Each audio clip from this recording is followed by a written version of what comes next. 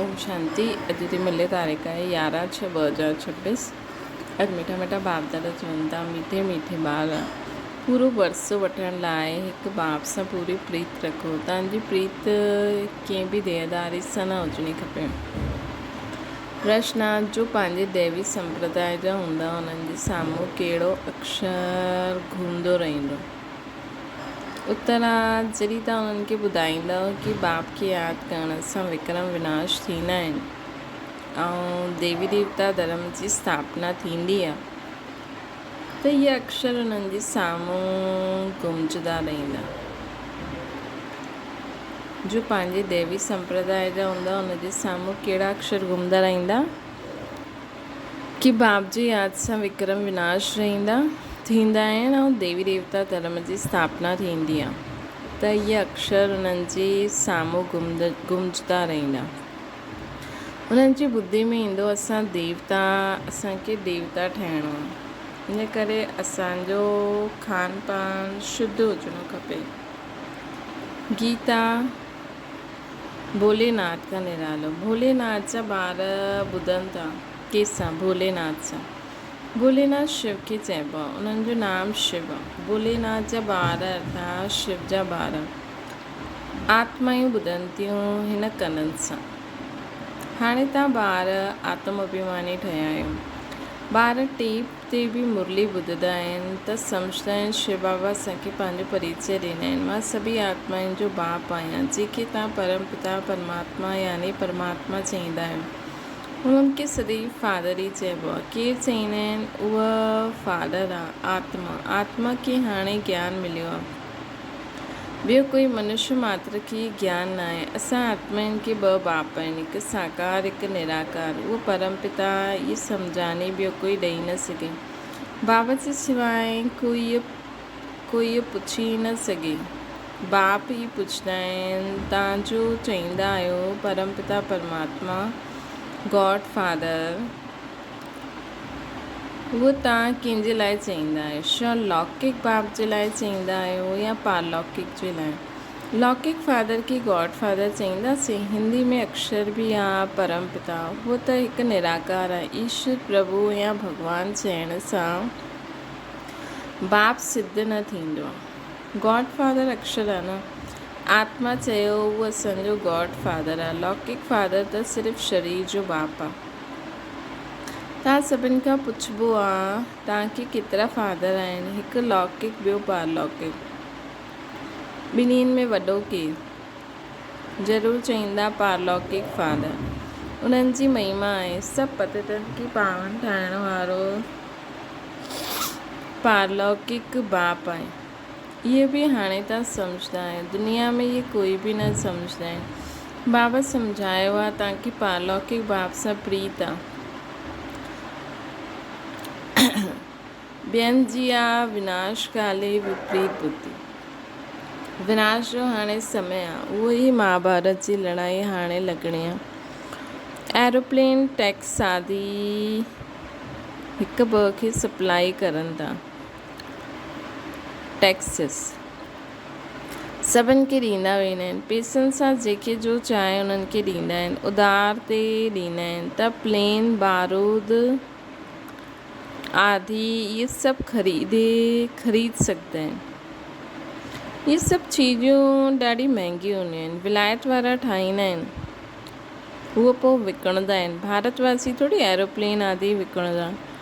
इहे सभु चीज़ूं ॿाहिरां खां ईंदियूं आहिनि। हाणे जो चीज़ ख़रीदे न सघंदा आहियूं त ज़रूरु हाणे जो चीज़ ख़रीद कंदा आहियूं त ज़रूरु कम में लाहींदासीं न। फिटी करण जे लाइ थोरी वठंदा आहियूं। उहो त विनाश काले विपरीत बुद्धि यादव संप्रदाय जो यूरोप में रहंदा आहिनि। भारत सभु उन में सभु अची विया। जो यूरोप में रहंदा आहिनि उन में सभु अची विया। भारत अविनाशी खंड आहे। श्री अविनाशी बाप जो बर्थ प्लेस आहे। बाबा ईंदा ई तॾहिं आहिनि जॾहिं पुराणी दुनिया ख़त्म थियणी आहे। ॿिया जन्म हुते वठंदा आहिनि ऐं जन्म हुते वठंदा आहिनि जिते जेको कॾहिं ख़तमु न थिए। बाबा ईंदा उन जॻह ते आहिनि जेकी दुनिया कॾहिं ख़तमु न थिए। बाबा आया हुया, हाणे त शिव जयंती मल्हाईंदा आहियूं, परंतु उन्हनि खे पतो न आहे कि शिव बाबा कॾहिं ईंदा आहिनि। ईंदा बि उन समय आहिनि जबकि विनाश जे लाइ तयारी थींदी आहे। हाणे बाप चईंदा आहिनि उहा आहिनि यूरोपवासी यादव संप्रदाय जो सतयुग में हूंदा न आहिनि, न बौद्धी न कृष्ण आदि हूंदा आहिनि। हाणे बाप चईंदा आहिनि उन्हनि जी आहे विनाशकाली विपरीत बुद्धि, छो जी परमात्मा बाप खे सर्वव्यापी चई छॾींदा आहिनि। तव्हां आहियो विनाशकाली प्रीत बुद्धि, तव्हां बाप खे ॼाणंदा आहियो, तव्हां सम्झंदा आहियो असां 84 जन्म वरिता आहिनि। 84 जन्मनि में पाप आत्मा तमो प्रधान ठहिया आहियूं। भारतवासियुनि ई 84 जन्म वरिता आहिनि। हाणे नाटक पूरो थींदो आहे, सभिनि खे वञिणो आहे वापसि। तव्हांखे बाप राजयोग सिखलाइनि था। इहा आहे सभिनि जी क़यामत जो समय, अर्थात मौत जो समय। त उन यादवनि जी बि ईश्वर सां प्रीत न आहे, हिन करे विनाशकाले विपरीत बुद्धि आहिनि। कोई बि देहधारी मनुष्य सां प्रीत न लॻाइणी आहे, उहो त रचना आहे न, उन्हनि सां वरसो मिली न सघे। भाइयुनि खे भाइयुनि सां वरसो थोरी मिलंदो आहे, इहे त सुठी रीति सम्झाइबो आहे। तव्हां ॿार हाणे सम्झंदा आहियो उन्हनि जी आहे विनाशकाले विपरीत बुद्धि, तव्हांजी आहे प्रीत बुद्धि। इन में भी जो तीव्र पुरुषार्थ, इन में भी जो तीव्र प्रीत वारा आहिनि, बाप सां पूरी प्रीत रखंदा आहिनि। इन में भी जो तीव्र प्रीत बुद्धि वारा आहिनि, बाप सां पूरी प्रीत रखंदा आहिनि। असां बाबा सां 21 जन्मनि जो वरसो वठंदासीं, उहो बाबा ई सत्य ॿुधाईंदा आहिनि। ॿियो कोई सां प्रीत न रखणी आहे। जॾहिं नयो मकान ठाहींदा आहिनि त पोइ नए मकान सां प्रीत रखंदी आहे। सम्झिबो आहे पुराणो मकान टुटी वेंदो त असां बि पुराणी दुनिया सां दिलि तोड़े छॾींदा आहियूं। बाबा सम्झाईंदा आहिनि दिन प्रतिदिन वायुमंडल ख़राबु थींदो वेंदो आहे। ॾिसंदा आहिनि केतिरा हंगामा थींदा आहिनि त सम्झंदा आहिनि कि बसि हाणे खलास थींदो, असांखे वञिणो आहे नई दुनिया में। त नई दुनिया खे यादि करिणो आहे, बेहद जे बाप ऐं वरसे खे यादि करिणो आहे। कोई खे यादि करण सां कुझु मिलंदो न आहे। मनुष्य भक्ति मार्ग में केतिरो यादि कंदा आहिनि। माँ बाप मित्र संबंधनि खे यादि कंदा आहिनि, पोइ देवी देवताउनि खे केतिरो यादि कंदा आहिनि। पत्नी पानी में सनानु कंदा आहिनि, उन्हनि खे पतित पावन चईंदा आहिनि। ॾेखारींदा आहिनि तीर मारियो त गंगा निकिती, गंगा जल मुख में ॾींदा आहिनि। सम्झंदा आहिनि थोरो बि गंगा जल मिलण सां मुक्ति खे पाए वठंदासीं। बाबा चईंदा आहिनि हिते आहे ज्ञान जी ॻाल्हि, तव्हां थोरो बि ज्ञान ॿुधंदा आहियो त फल मिली वेंदो आहे। ये ज्ञान ॿुधण जी ॻाल्हि आहे, अमृत पीअण जी चीज़ आहे, ये नॉलेज आहे न। ईअं न सम्झो कि भोग जे ॾींहुं अमृत पीआरंदा आहिनि, न, उहो त मिठो पाणी हूंदो आहे। बाक़ी ये ज्ञान जी ॻाल्हि आहे। ज्ञान अर्थात बाप। सृष्टि जे आदि मध्य अंत खे ॼाणणो आहे। ये सृष्टि चक्कर कीअं फिरंदो आहे, केरु 84 जन्म वठंदा आहिनि, सभु त वठी न सघंदा। पहिरियों भारतवासी ईंदा आहिनि, उहे ई पूरा 84 जन्म वठंदा आहिनि। जो देवी देवता हुया उहे ई 84 जन्म भोगे पतित ठही वेंदा आहिनि। बाबा अची करे वरी खां काटन खे फूल ठाहींदा आहिनि। मनुष्य देह अभिमान में अची करे 5 विकारनि में फसी पईंदो आहे। हाणे रावण राज्य, सतयुग हुयो दैवी राज्य। शिव बाबा ई स्वर्ग जी पुरी रचंदा आहिनि। सूर्यवंशी लक्ष्मी नारायण जो राज्य हुयो। हाणे तव्हां ॼाणंदा आहियो स्थापना थिए थी। तव्हांजी विनाशकाले प्रीत बुद्धि आहे, हिन करे विजयी आहे। सॼे विश्व ते तव्हां विजय पाईंदा।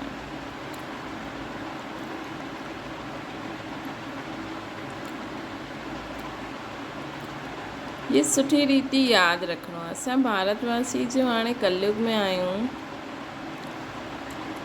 सो पोइ बदिली करे स्वर्ग में वेंदासीं, पुराणी दुनिया खे छॾिणो आहे। ये विकारी संबंध आहे न, इनखे बंधन चइबो आहे।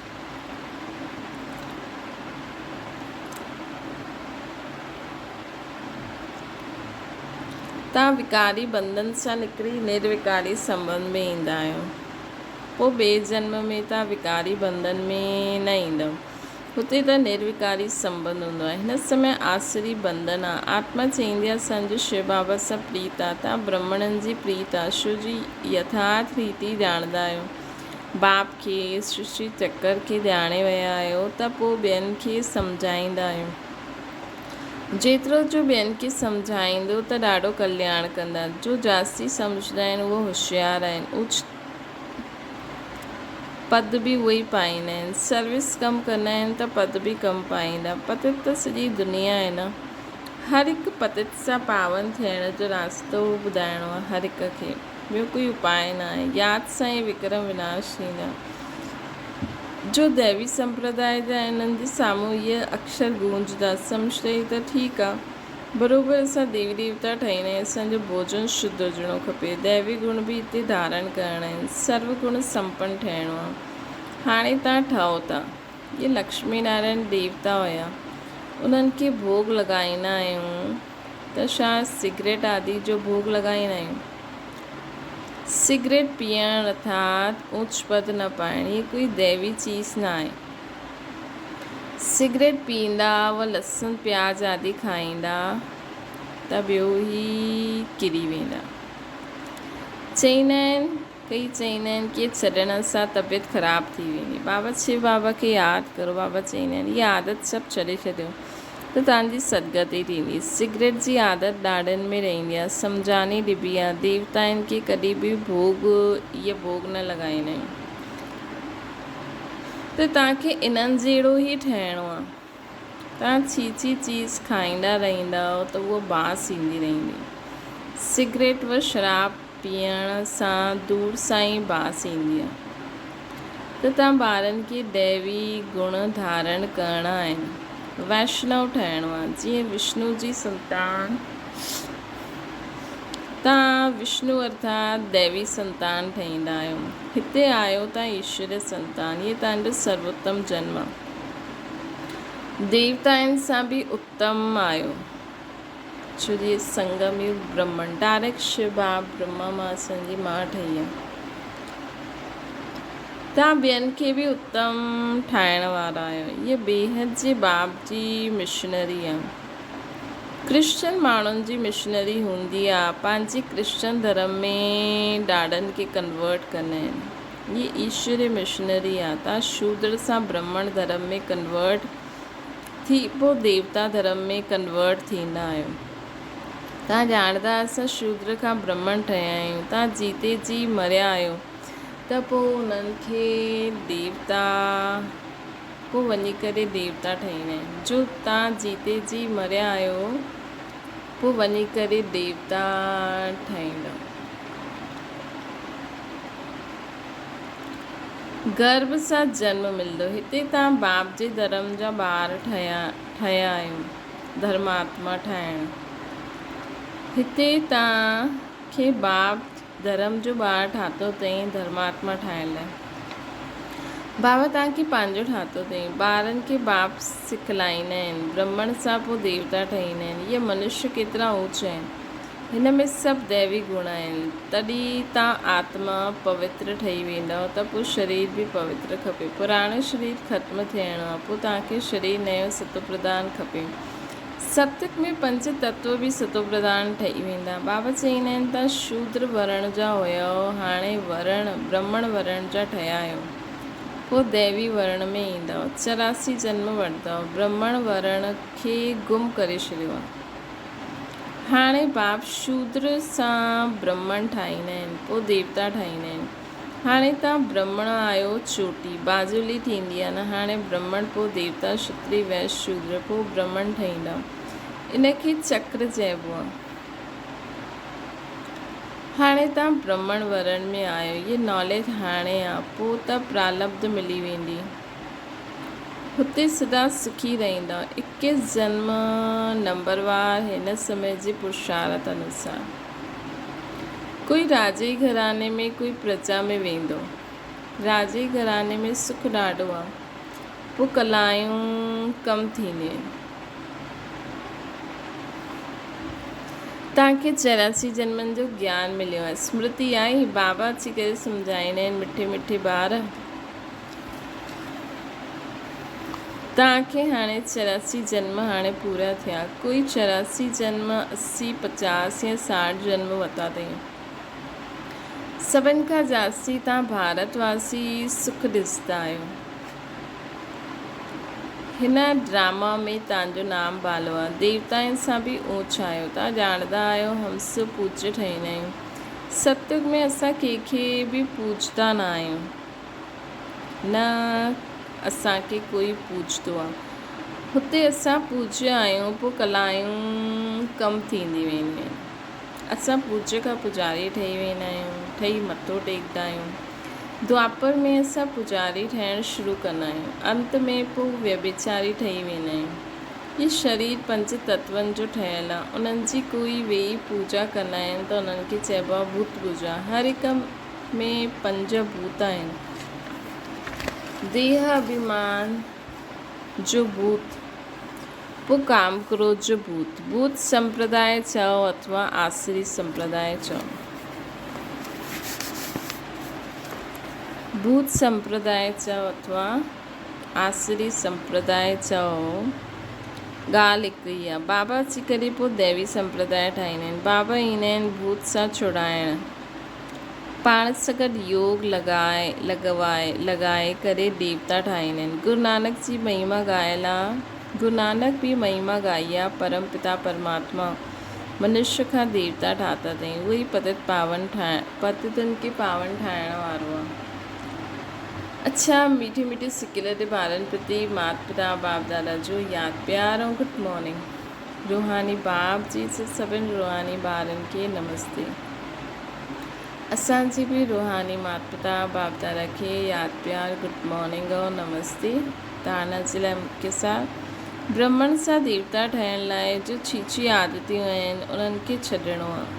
शूद्र खे ब्रह्मण धर्म में कन्वर्ट करे देवता ठाहिण जे लाइ ईश्वर मिशन जे कार्य में सहयोगी ठहिणो आहे। शराब, सिगरेट या कोई बि गंदी आदत हुजे वो कढी छॾिणी आहे। हिन विनाश काल जे समय हिकु बाप सां सची प्रीत रखणी आहे। पुराणो मकान टुटण वारो आहे, हिन करे इन सां दिलि न लॻायो। दिलि लॻायो नई दुनिया सां। वरदाना श्रेष्ठ कर्म द्वारा सिमरन योग्य ठहिण वारा युक्त ठहो। युक्त ठहो। तव्हांजो हिकु हिकु कर्म जेतिरो श्रेष्ठ हूंदो ओतिरो ई श्रेष्ठ आत्माउनि में सिमरन कंदा। तव्हांजो सिमरन थींदो। भक्ति में नाम जो सिमरन कंदा आहिनि, लेकिन हिते जो श्रेष्ठ आत्माऊं हूंदियूं आहिनि उन्हनि जे गुणनि ऐं कर्मनि जो मिसाल ठाहिण जे लाइ सिमरन कंदा आहिनि। त तव्हां श्रेष्ठ कर्मनि जे आधार ते सिमरन योग्य ठहींदा वेंदो। इन जे लाइ योग युक्त ठहो। योग युक्त ठहिण सां हर संकल्प शब्द व कर्म युक्त अवश्य थींदो। उन्हनि जे आयुक्त कर्म व संकल्प में ही उन्हनि सां अयुक्त कर्म व संकल्प न थी सघंदो। ये भी कनेक्शन आहे। जेका योग युक्त हूंदा आहिनि न उन्हनि जो हर संकल्प शब्द कर्म ॾाढो युक्त हूंदो आहे। उन्हनि सां अयुक्त कर्म व संकल्प न थी सघंदो आहे। इहे बि कनेक्शन आहे। स्लोगन आहे निमित्त ऐं निर्माण चित। ये सच्चे सेवाधारी जा लक्षण आहिनि। अव्यक्त इशारो सरल चित नेचर हूंदी त हर्षित रहण सां गॾु गॾु नैननि सां मुख सां चलन सां मधुरता प्रत्यक्ष रूप में ॾेखारे मिली। कॾहिं मुख सां कड़वो वचन न निकिरंदो अगरि सरल नेचर हूंदो त। उन्हनि जो दिलि दिमाग़ बोल सभु हिकु समान हूंदो।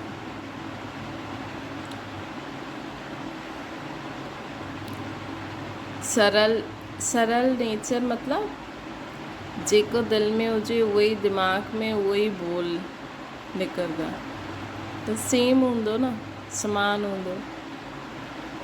दिलि में हिकु बोल में ॿियो, इहे सरलता जी निशानी न आहे। सरल सुभाउ वारा निर्माणचित, निरंकारी, निस्वार्थ हूंदा। अच्छा, ओम शांति। बाबा खे यादि करो।